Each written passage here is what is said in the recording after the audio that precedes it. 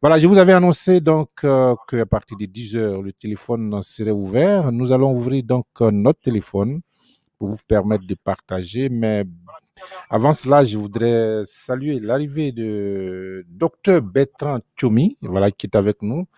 Bonjour, cher frère, comment allez-vous? Est-ce que vous m'entendez? Je vous entends très bien. Bonjour, Monsieur Clément, et bonjour à tous vos auditeurs. Voilà, merci de nous prendre, disons, en marche. Nous sommes très heureux de vous avoir sur notre plateforme, sur LCNN, sur Nabo News Radio. Voilà, nous sommes très heureux de vous avoir. Et vous êtes vous allez nous parler de, disons, de santé, si je peux le dire ainsi. Il s'agit de la COVID-19, cette maladie qui a donc je dirais, bouleverser un peu les pronostics cette année au niveau mondial. Et donc, l'émission, c'est aussi de partager aussi, hein, de partager, de parler de tout ce qui est, tout ce que nous avons pu avoir comme force ou faiblesse qu'on pourrait partager avec nos auditeurs. Mais bien avant, je vous donne l'occasion de, disons, de saluer les auditeurs et puis voilà, on va échanger. Bienvenue. Merci bien. Je crois que ça, c'est une très, très grande opportunité que vous offrez, n'est-ce pas, à vos frères africains, n'est-ce pas, de pouvoir partager leurs respectifs, surtout d'être informés par rapport aux problèmes de l'actualité et aux problèmes de l'Afrique en général, parce que c'est toujours une très belle idée de recevoir l'information de sources sûres, n'est-ce pas, et de sources proches de soi. Tout à Je fait. voudrais une fois de plus souhaiter à aux auditeurs une très, très bonne année 2021, n'est-ce pas, que tout le vœu ne se réalise. Bien sûr que oui. Alors, 2020, ça a quand même été une année, comme je le disais, hein, qui a bouleversé un peu les tendances par rapport justement à la maladie de la COVID-19. Les grands, tous ceux qu'on appelle les grands aujourd'hui, ont vu un peu, ont été secoués par cette maladie. Et je le disais tantôt, l'Afrique, quand même considérée comme un continent qui est qui n'est pas bien placé quand on fait ce classement. L'Afrique s'est quand même bien comportée par rapport justement à cette maladie. Je faisais allusion à l'Afrique du Sud où aujourd'hui on note quand même que la barre de 1 million de cas de contamination a été atteint, mais des mesures, je dirais, fermes ont été annoncées pour essayer de juguler justement cette crise. Alors, qu'est-ce que vous pouvez dire par rapport à cela, à cette maladie de la COVID-19 au cours de cette année 2020? Je crois que cela a été vraiment la très grande surprise et que je crois que c'est le fait historique majeur de l'année 2020. Et comme vous l'avez bien dit, l'Afrique a été vraiment pour moi, et comme pour beaucoup, une surprise agréable parce que je dois être honnête qu'au moment de l'annonce de cette pandémie, j'ai vraiment commencé à pleurer parce que, étant donné les réalités que nous connaissons de la vie quotidienne en Afrique, et compte tenu aussi de l'ampleur du virus dans les pays développés, nous étions presque sûrs que l'Afrique serait décimée. Oui, bien sûr. Mais malheureusement, très heureusement, je voulais être honnête, c'était vraiment ça ma grande peur. Bien sûr. Mais, Dieu merci, avec n'est-ce pas, on a dit que c'était la grande surprise, les choses ne sont pas passées ainsi, j'en suis vraiment très fier. Mais en ce qui concerne les États-Unis, en ce qui me concerne particulièrement, je suis peut-être pas un expert de la santé, je suis beaucoup plus un littéraire et un éducateur et nous avons donc avec des collègues canadiens, nous avons mis sur pied un projet poétique, un projet littéraire pour pouvoir, n'est-ce pas, immortaliser de façon poétique cette année vraiment spéciale et unique.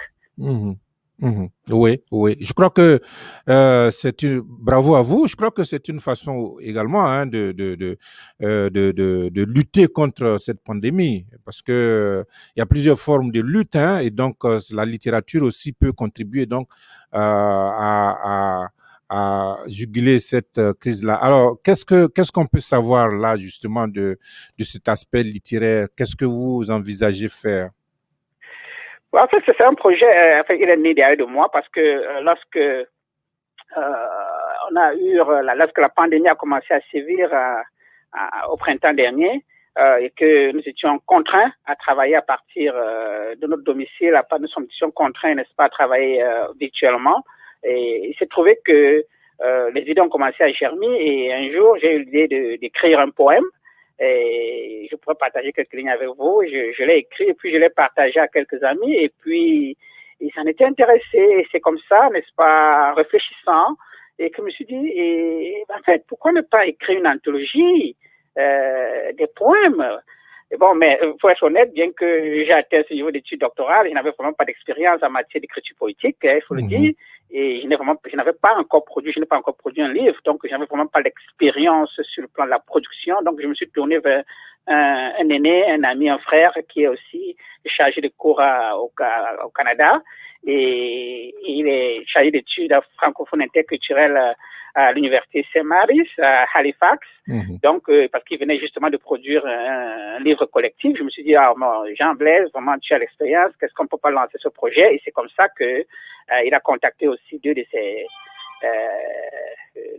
peers et puis deux de ses confrères, deux collègues, et nous avons ainsi, à quatre, donc nous avons formalisé le projet, en fait, qui est question d'appeler des contributions des poètes en herbe, des poètes expérimentés, pour pouvoir, n'est-ce pas, écrire, comme je l'ai dit, l'histoire de la pandémie, pour pouvoir immortaliser, n'est-ce pas, leur expérience quotidienne. Et nous voulons beaucoup plus insister sur les espaces minoritaires et diasporiques. En fait, c'est pas que nous excluons d'autres espaces, mais nous voulons que ce soit beaucoup plus la voix des minorités qui ressortent, n'est-ce pas, de leur expérience quotidienne. Nous savons que les minorités sont les plus victimes, n'est-ce pas, sont ceux qui meurent de plus, sont ceux qui sont abandonnés, sont ceux qui sont maltraités au quotidien, et la pandémie est venue renforcer cette inégalité sociale. Donc, nous voulons donc que ces minorités, qui soient des immigrants dans les pays européens, qui soient des handicapés, qui soient des minorités sexuelles ou de genre, que ce soit peut-être des Noirs ou alors des étrangers dans des pays où ils se trouvent, puissent, n'est-ce pas, faire entendre leur voix par rapport à leur expérience de la COVID. Alors, de façon, je dirais, poétique, je peux m'exprimer ainsi. Oui, parce que la poésie aussi, c'était une façon, je dirais, spéciale. Alors, vous avez vous-même écrit un poème, vous avez dit. Est-ce qu'on pourra peut-être partager quelques lignes, si c'est pas trop vous demander? Oui, en fait, d'abord, il faut que je dise le contexte.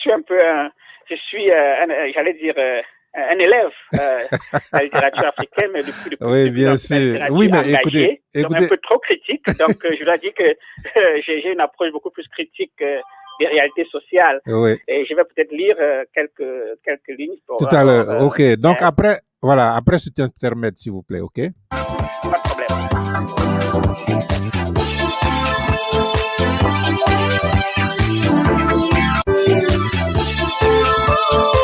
Nabo News Radio, la radio qui rassemble.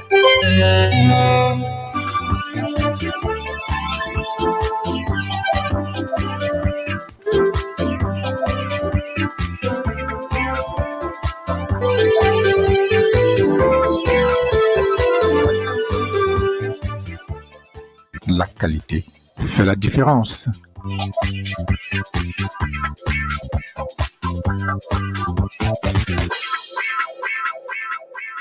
Voilà, mes auditeurs, si vous nous prenez en marche, maintenant, sachez que vous nous suivez sur Nabo News Radio. C'est depuis la région métropolitaine de Washington DC. Nous sommes ensemble pour parler un peu de tout et de rien, on peut le dire ainsi.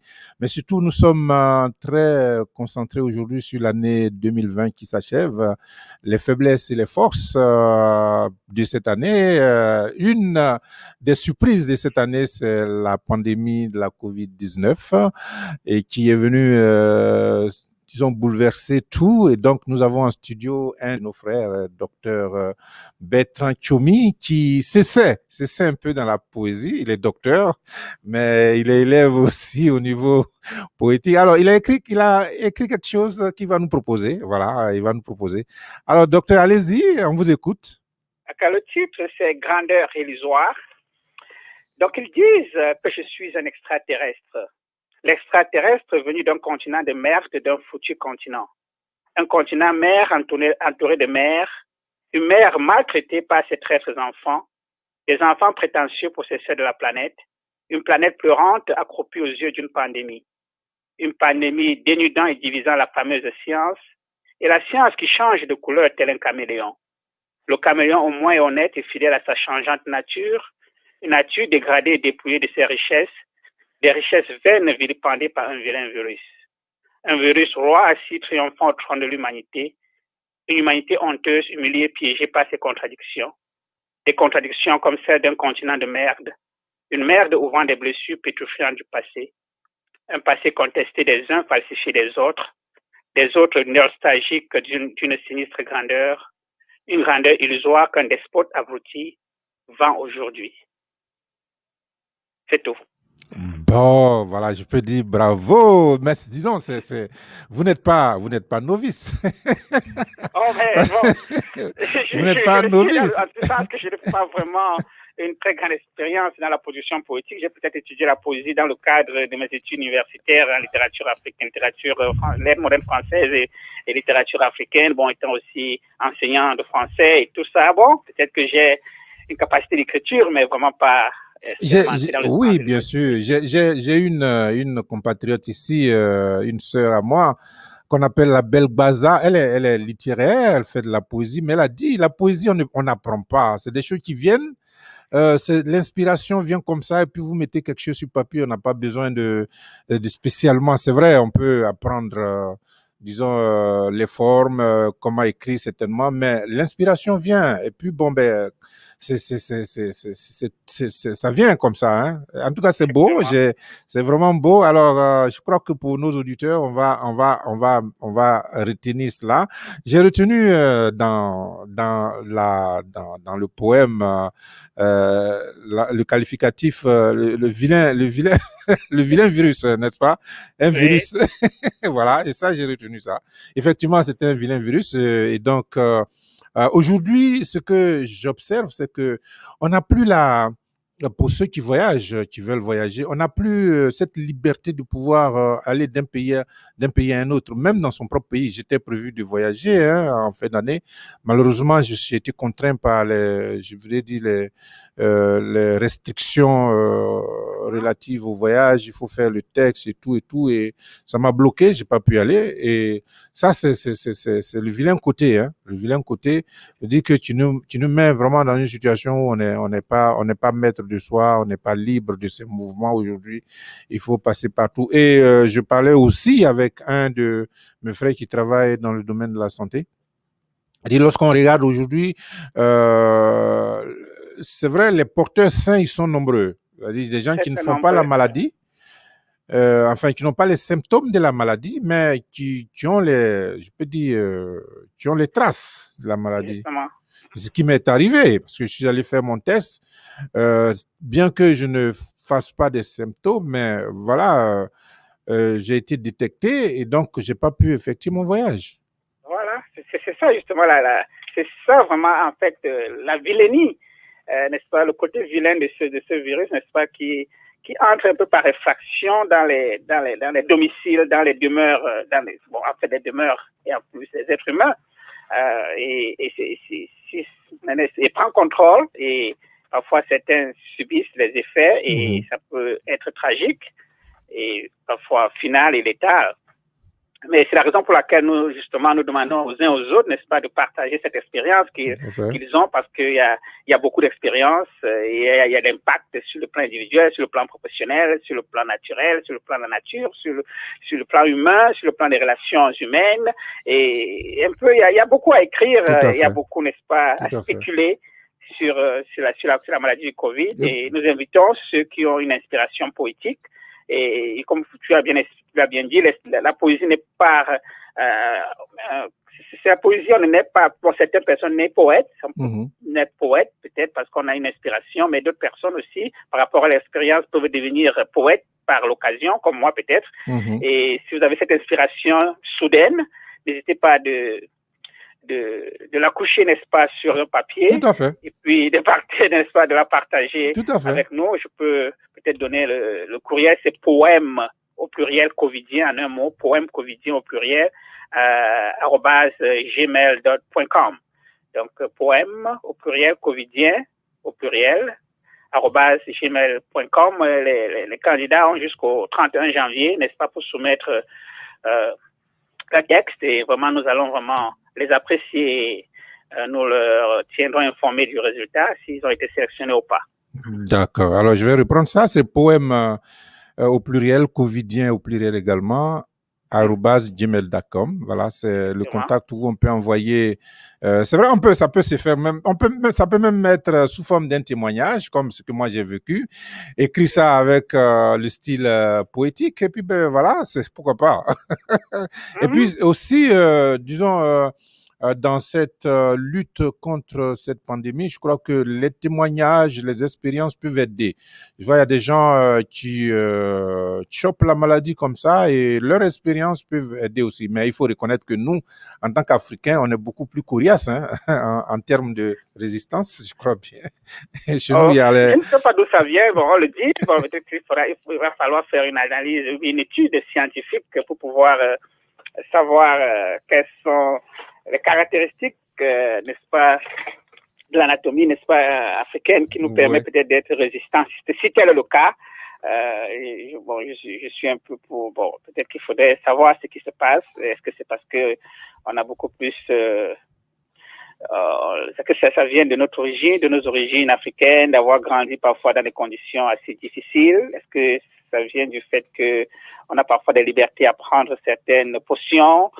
Est-ce que ça vient du fait que, il faudrait peut-être étudier ça aussi, c'est peut-être un autre champ d'étude. Bien sûr, oui, mais on peut même aller même du côté un peu spirituel aussi, parce que, voyez-vous, Dieu donne pas, on nous a, nous sommes, on peut dire le peuple peut-être défavorisé en termes de développement, de richesse, de tout, mais c'est ce côté peut-être que Dieu nous a donné aussi, n'est-ce pas? C'est-à-dire on nous a pas tout, on nous a pas tout pris. On peut aussi voir ce côté spirituel en fonction des croyances individuelles, peut-être que c'est aussi ça, une force divine. En tout cas, un message divin. Voilà, en tout cas, merci beaucoup. Si vous voulez peut-être encore rappeler encore comment on peut participer, on peut vous envoyer des informations par rapport donc, à ce poème, au poème.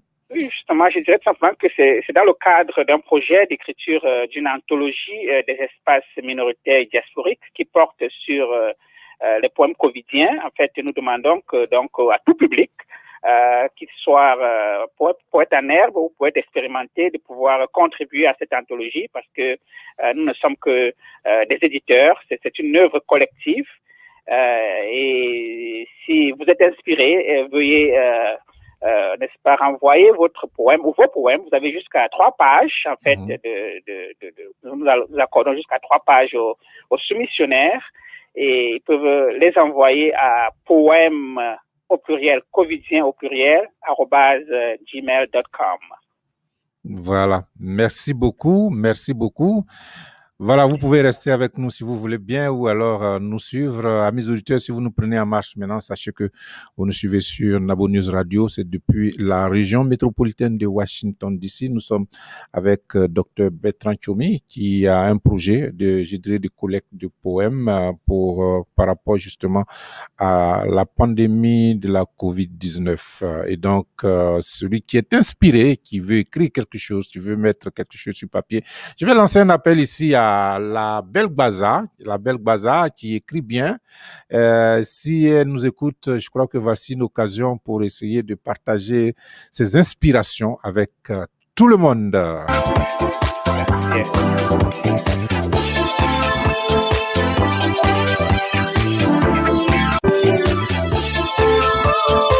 Nabo News Radio, la radio qui rassemble.